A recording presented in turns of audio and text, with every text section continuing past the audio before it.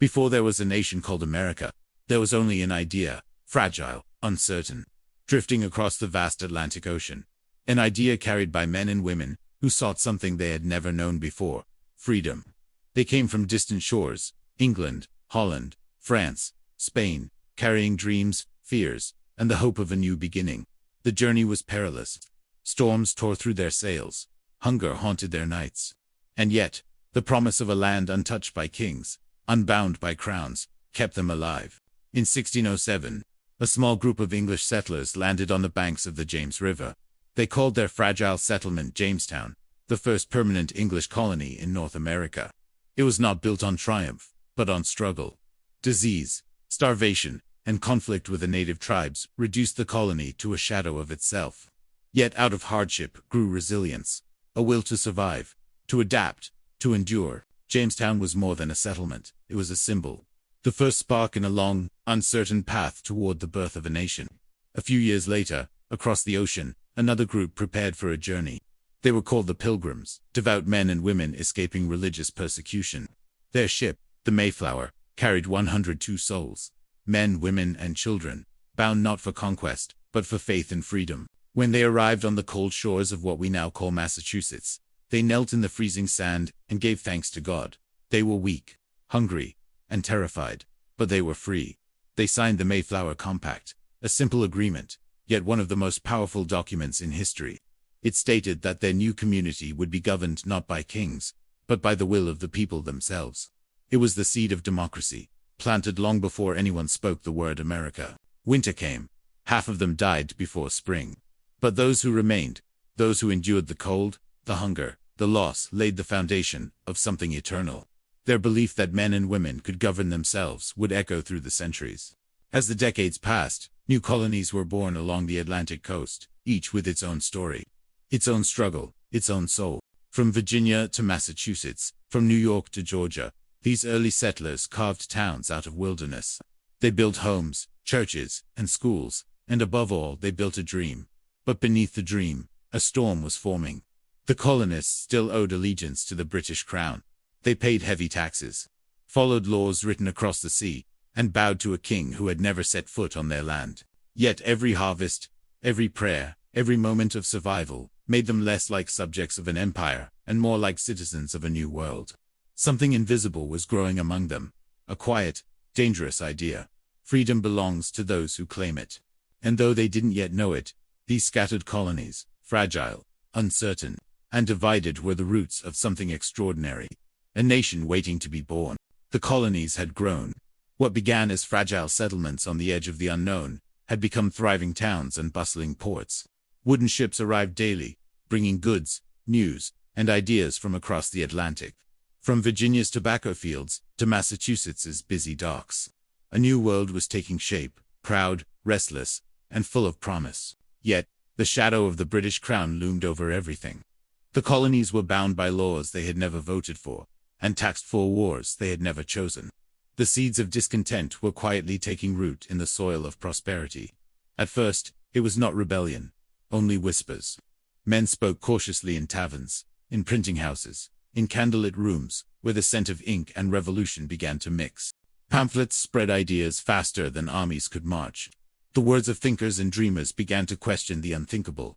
What if we were free? Across the 13 colonies, there were differences of faith, of wealth, of purpose, but one feeling began to unite them all: the growing sense that liberty was their birthright. They were not subjects of a distant king. They were builders of a new destiny. Then came the spark. In 1765, the British Parliament passed the Stamp Act, demanding taxes on paper, documents, and printed goods. To London, it was a simple matter of money.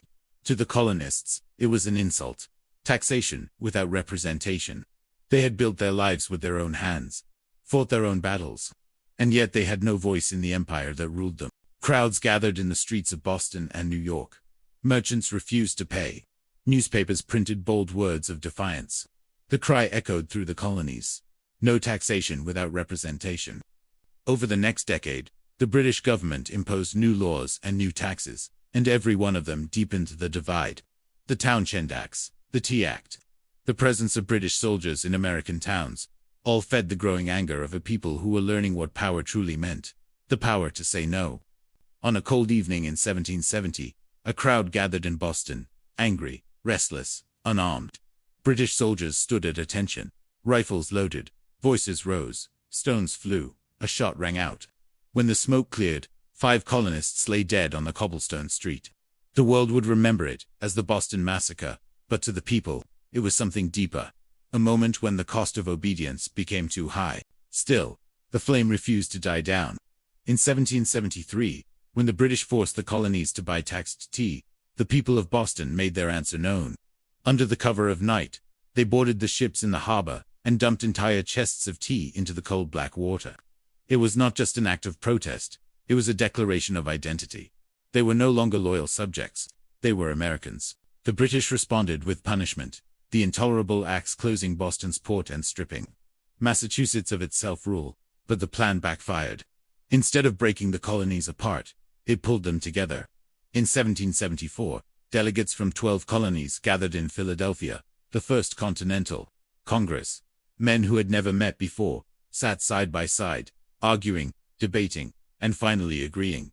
If liberty was to live, they would stand together. It was in these heated rooms that courage found its voice. Patrick Henry, his words echoing like thunder, declared, "Give me liberty, or give me death." Outside, farmers, blacksmiths, and merchants prepared quietly for what they knew would come. They trained with muskets in fields and forests, calling themselves Minutemen, ready to fight at a moment's notice. And when the British marched on Lexington and Concord in April of 1775, the moment arrived. The first shot was fired. No one knew who pulled the trigger, but its sound carried across the world. The shot that began the American Revolution. The roads that had once carried trade now carried troops. Fields once plowed for crops became battlegrounds. Families who had crossed the ocean for peace now fought for survival. Dawn that would test everything the colonists had built, believed, and dreamed of. The seeds of revolution had been planted. The time of peace had ended. The world was about to witness the birth of a nation that refused to bow. The colonies had crossed the line. There was no turning back. The shots fired at Lexington and Concord had echoed through the hearts of 13 colonies and beyond the seas. The people of America were now at war with the most powerful empire on earth. Across fields and towns, men laid down their tools and picked up muskets. Fathers said farewell to their sons. Churches rang their bells, not for worship, but for war. The call for freedom had become the cry of a nation yet to be born. In Philadelphia, the Continental Congress gathered again, this time with a decision that would shape history. The delegates voted to raise an army, a force of farmers, blacksmiths, and dreamers. They chose as their commander a tall, solemn man from Virginia, a veteran of earlier wars, George Washington. He accepted the role with humility, knowing the cost. His army was untrained, poorly equipped, and outnumbered. But what they lacked in weapons, they made up for in purpose. They were not fighting for land or riches. They were fighting for the right to decide their own destiny. The summer of 1775 brought fire and fear. The Battle of Bunker Hill in Boston proved that the Americans could stand against the British. The colonists fought fiercely, and though they were forced to retreat, their courage sent a clear message. This would not be an easy war. The British believed it would end quickly. They had ships, cannons, gold, and armies that had conquered nations. The Americans had none of these. What they had was resolve, and a dream that could not be killed by bullets. As the war dragged on, the colonies faced despair. Washington's army suffered through hunger, cold, and defeat. The winter at Valley Forge in 1777 was merciless. Snow buried the camps, men froze in rags, and supplies ran thin. Yet through that suffering, something extraordinary was forged. Unity, discipline, and an unbreakable will. By the light of frozen fires, Washington rode among his men, sharing their pain, lifting their spirits. He did not promise them victory, he promised them freedom or death. And the soldiers believed him. While armies clashed on battlefields, another war was being fought with words. In the summer of 1776, Thomas Jefferson sat in a quiet room, his pen moving slowly across parchment. His words would ignite the world. We hold these truths to be self-evident, that all men are created equal. With those words, the colonies declared not just rebellion, but independence. They no longer asked for mercy or compromise. They proclaimed themselves the United States of America. The Declaration of Independence was more than a document, it was a promise. a promise to future generations that freedom would belong to those brave enough to defend it. The war raged on. Cities burned. Families were torn apart. At sea, American privateers struck British ships. On land, generals like Greene, Lafayette, and Steuben turned a collection of volunteers into a real army. France, inspired by the American cause, sent ships, soldiers, and silver. For the first time, the balance began to shift. Then came the turning point. In 1777, at the Battle of Saratoga, American forces surrounded a British army and forced it to surrender. The impossible had happened. The victory electrified the colonies and convinced the world that the Americans could win. France officially joined the war. Hope returned. Still, the struggle continued. The British captured cities, including New York and Philadelphia, but they could not capture the spirit of the people. Farmers hid supplies. Villagers fed soldiers in secret. Even in defeat, the dream of independence burned brighter. The years that followed were filled with loss and endurance. The war tested every limit of courage, of loyalty, of faith.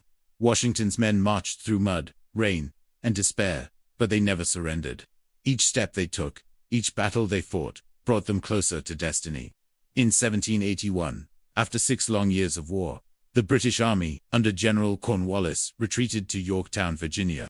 Surrounded by American and French forces, the end had come. Cannons thundered for days. Smoke filled the sky. Then, on October 19, 1781, Cornwallis surrendered his army. Silence fell over the battlefield.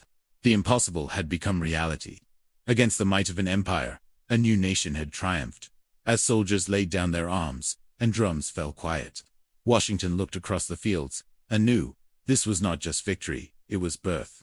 The birth of a free people, united by sacrifice, bound by belief, and destined to change the course of history. 2 years later, in 1783, the Treaty of Paris was signed.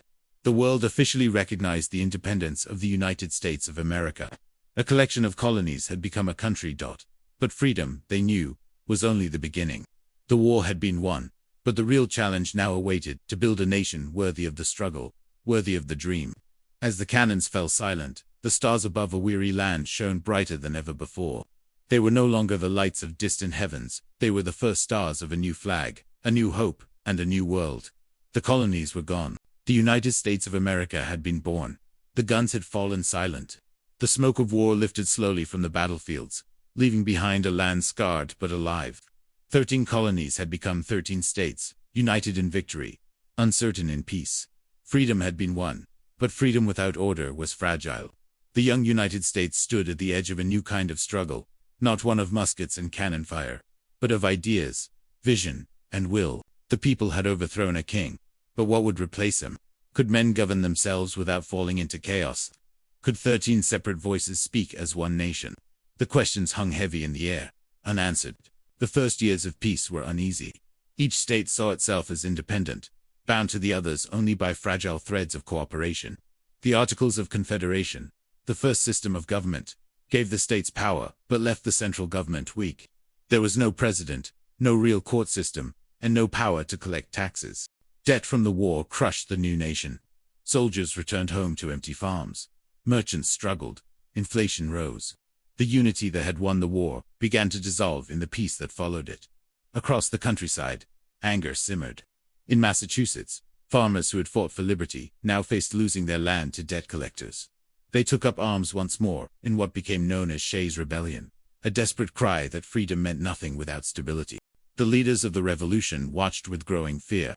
If America could not govern itself, all they had fought for might vanish into the dust of failure. Something had to change.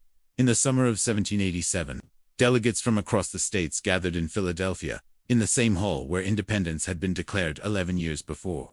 The air was thick with heat, tension, and history. The men who entered that room, Washington, Franklin, Madison, Hamilton, carried the weight of the new world on their shoulders. For 4 long months, they argued, debated, and dreamed.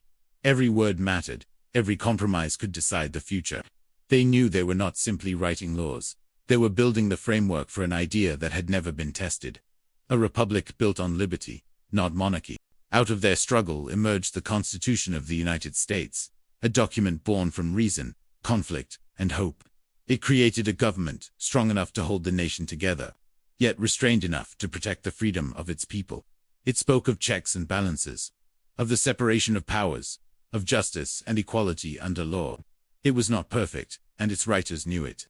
But it was alive, meant to grow with the nation it guided. When the Constitution was finally signed, George Washington, the man who had led the fight for independence, was chosen to lead the nation once more. This time not as a general, but as its first president. In 1789, standing before the people of a free land, Washington placed his hand upon the Bible and took the oath of office.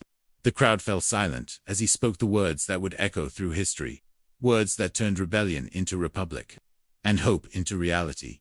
A new government was born, yet the challenges were only beginning. The new America faced division, debt, and doubt. The cities of the North and the farmlands of the South had different visions for the nation's future. The frontier pushed ever westward, carrying with it both opportunity and conflict. Washington's leadership became the glue that held the fragile Union together. He sought peace with foreign powers, stability at home, and unity among his people. He refused the temptation of absolute power, setting the precedent that no man, no matter how great, was above the republic he served. When his second term ended, he stepped down voluntarily, a decision that shocked the world. Kings ruled until death. Washington chose to walk away. In that moment, he proved that America would not be built on the rule of men, but on the rule of principles.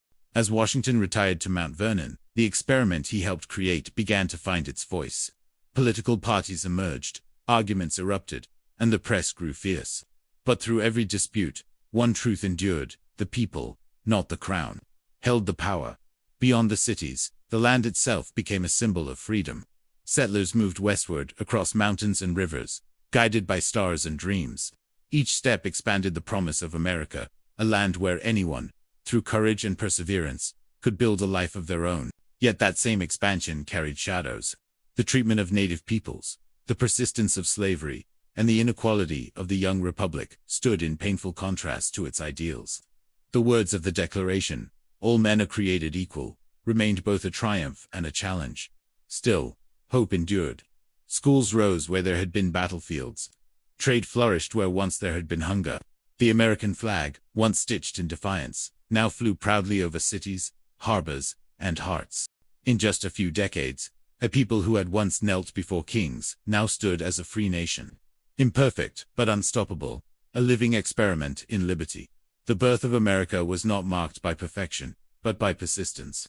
Its founders knew the nation they created would not be flawless, but they believed in the endless power of progress, in the courage of each generation to move closer to the ideals of freedom and justice. They had sown the seeds of democracy, and from that soil, something new was growing. A republic unlike any the world had ever seen. From rebellion to government, from chaos to constitution, the story of America was no longer just about independence. It had become about identity, about what kind of nation it would choose to be. The revolution had created freedom. Now, it was time to build the world that freedom promised.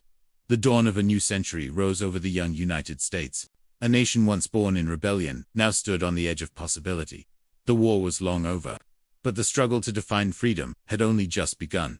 The Constitution had given structure to liberty. Now the people would give it meaning. The early years of the Republic were filled with promise and paradox. The cities along the coast thrived with trade and invention. The open frontier beckoned millions to journey west, chasing the dream of opportunity and self-reliance. But even as freedom expanded, its limits were clear. Not everyone shared equally in its promise. For the native tribes who had lived on the land for centuries, expansion brought displacement and sorrow. For enslaved men and women, freedom remained a word whispered in the dark, not a truth they could touch. The nation that had declared all men are created equal was still learning what those words truly meant.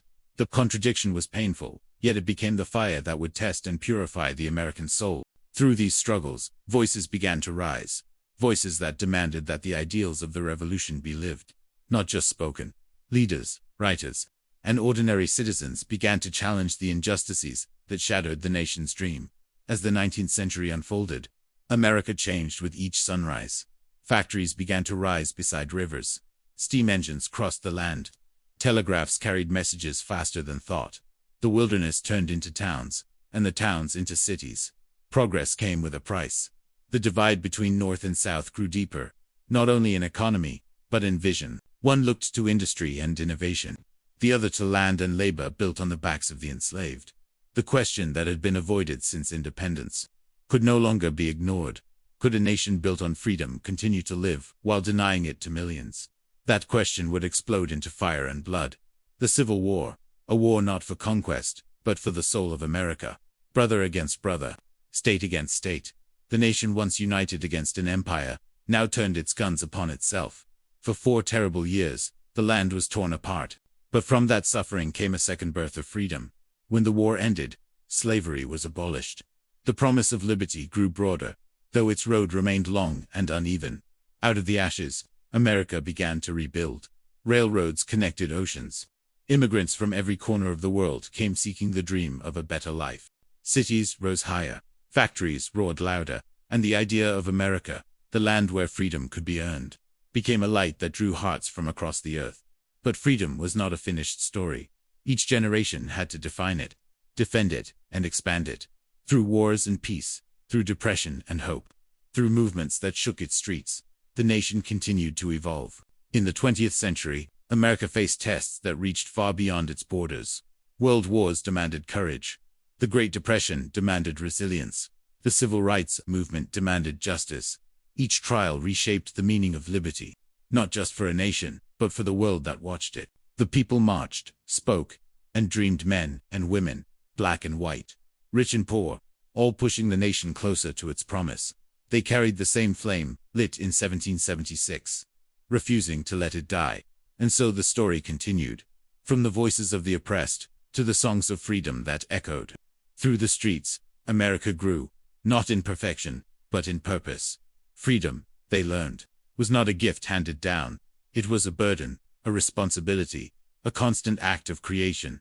It demanded courage when fear was easier, truth when silence was safer, and unity when division seemed stronger.